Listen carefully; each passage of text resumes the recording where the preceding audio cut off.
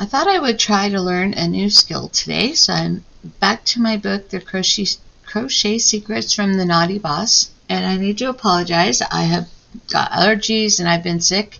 I'm recording this in April and it's that time of the year. But today I am going to try foundation stitches, and the first one is a foundation single crochet.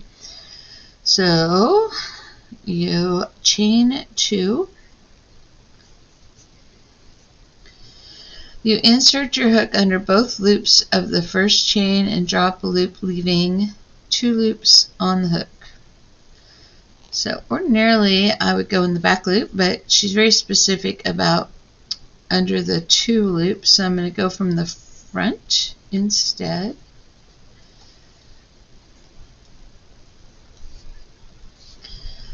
And drop a loop. I have 2 loops on my hook.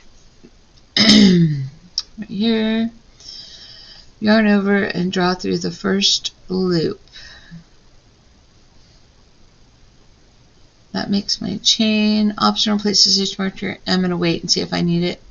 Into this stitch, yarn over and draw through both loops. To make the next foundation single crochet, place the hook into the chain that was just created. That was this one. In step 3, where you place the stitch marker, draw up a loop, and then 1, and then repeat steps 3 through 5 until the foundation is the desired length. So let's just see. Oh wait, yeah, no, I did that wrong. So here's the chain. Draw up a loop, go through 1, draw up a loop, go through 2. And then you go here, 1, and then 2. Through here, 1, ooh, that was 2. And then 2.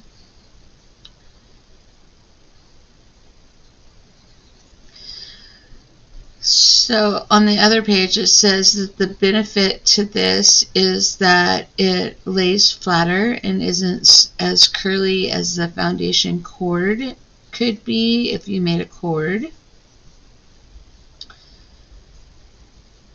And it only works if there's no missed stitches. You can't, when you do your first row of a pattern, you can't have missed stitches or things like that, or it won't work. It says, bear in mind, foundation stitches may not be suitable for every project. If the foundation row includes skipped, slipped, or any special stitches, this method won't work.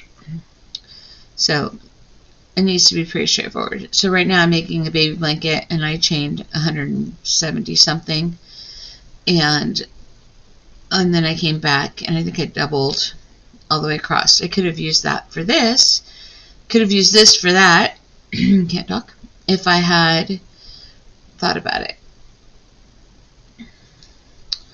So there it is. That is the foundation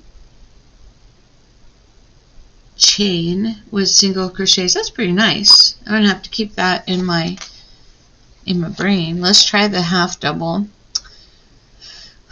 I'm going to pretend like I chained 2. I'm just going to keep going and go through. It starts the same. Insert hook under both loops of the first chain and draw up a loop.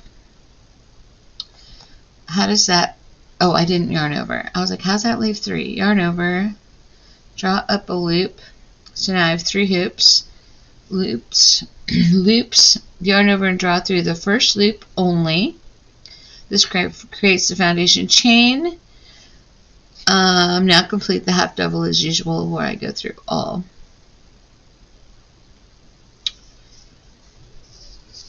So now I'm going to go back into that chain, only through 1, and then through all. Yarn over, only through 1, and then through all. This is actually pretty easy and better than making a chain, I think. Do a couple more of those. Yarn over, through the chain, through one, oops, I got two there, and then through all, over,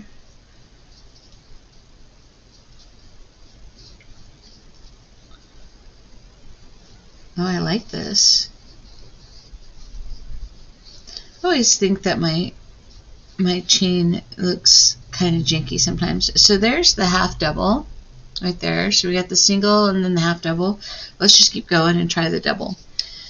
This time they want you to chain 3. We're just going to pretend like we did that. We're going to yarn over, insert the hook under both loops, yarn over.